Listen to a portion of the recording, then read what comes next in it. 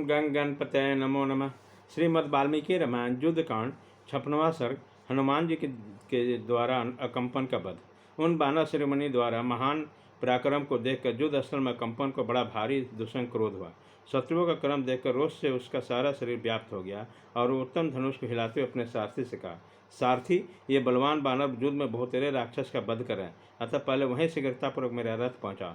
ये बानर बलवान तो हैं, इनका क्रोध भी बड़ा भयानक है। ये वृक्षों और शिलाओं का प्रहार करते हुए मेरे सामने खड़े हैं। मैं युद्ध में स्वयं रखने वाले हैं, अतः मैं इन सबका वध करना चाहते हैं। इन्होंने सारी राक्षस सेना को मत डाला है, ये साफ दिखाई देता है।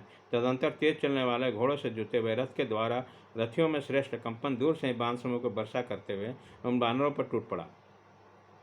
अकंपन से बाणों से घायल होकर सभी बानर भाग गए और युद्ध स्थल में खड़े भी न रह सके। फिर युद्ध करने की बात ही क्या है।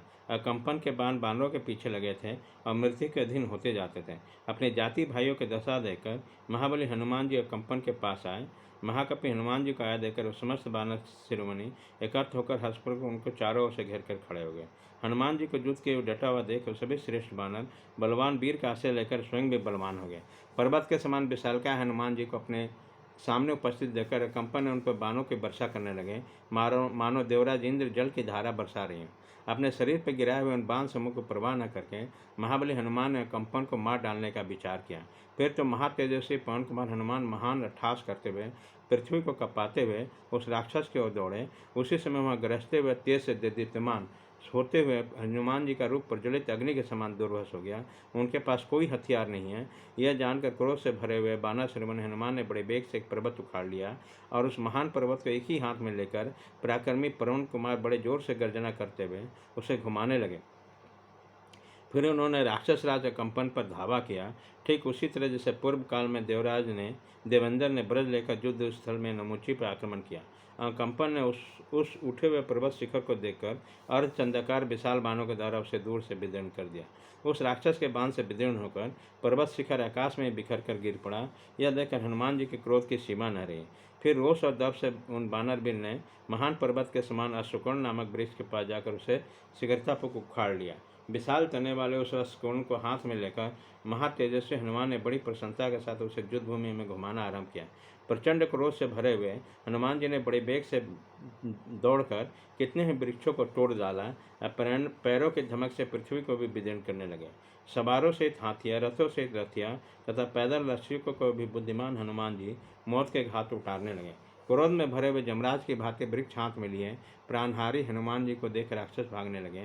राक्षसों का भय देखने वाले हनुमान जी अत्यंत कुपित होकर शत्रुओं पर आक्रमण कर रहे थे। उसी समय वीर अकंपन ने उन्हें देखा। देखते देखते वो क्षोभ से भर गया और जोर जोर से गर्जना करने लगा। अकंपन ने देह को विदीर्ण कर देने वाले 14 पैने बाण मारकर महापराक्रमी हनुमान जी को घायल कर दिया। इस प्रकार नाराज और तीखी शक्तियों से छिदे हुए वीर हनुमान जी उस समय वृक्षों से व्याप्त पर्वत के समान दिखाई देते थे। उनका सारा शरीर रक्त से रंग गया, इसलिए महापराक्रमी महाबली महाकाय हनुमान खिले हुए अशोक और धूमरहित अग्नि के समान शोभा पा रहे थे। तदंतर महान वेग से प्रकट हुआ हनुमान जी एक दूसरा वृक्ष उखाड़ लिया और तुरंत उसे राक्षस राज कंपन के सिर पर दे मारा। क्रोध से भरे हुए बानर श्रेष्ठ महात्मा हनुमान जी के चलाए हुए वृक्ष की गहरी चोट खाकर राक्षस कंपन पृथ्वी पर गिरा और मर गया। जैसे भूकंप आने पर सारे वृक्ष कांपने लगते हैं, उसी प्रकार राक्षस कंपन को रणभूमि में मारा गया।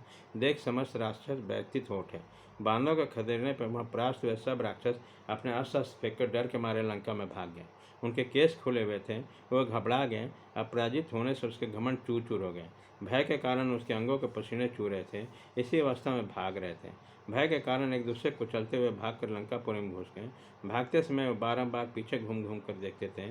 उन राक्षसों के लंका में घुस जाने पर वे समस्त बानरों ने एकत्र होकर वह हनुमान जी का अभिनंदन किया।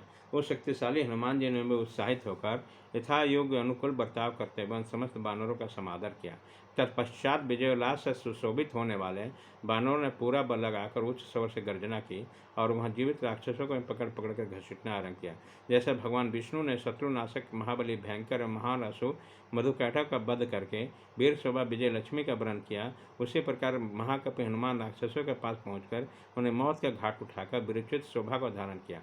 उसी प्रकार देवता महाबली श्री राम और लक्ष्मण सुग्रीव आदि बानर अत्यंत बलशाली विभीषण भी कपिवर हनुमान जी का यथोचित सत्कार किया। इस प्रकार श्री वाल्मीकि निर्मित आर्ष रामायण आदि काम में युद्ध कांड में 56वां सर्ग पूरा हुआ।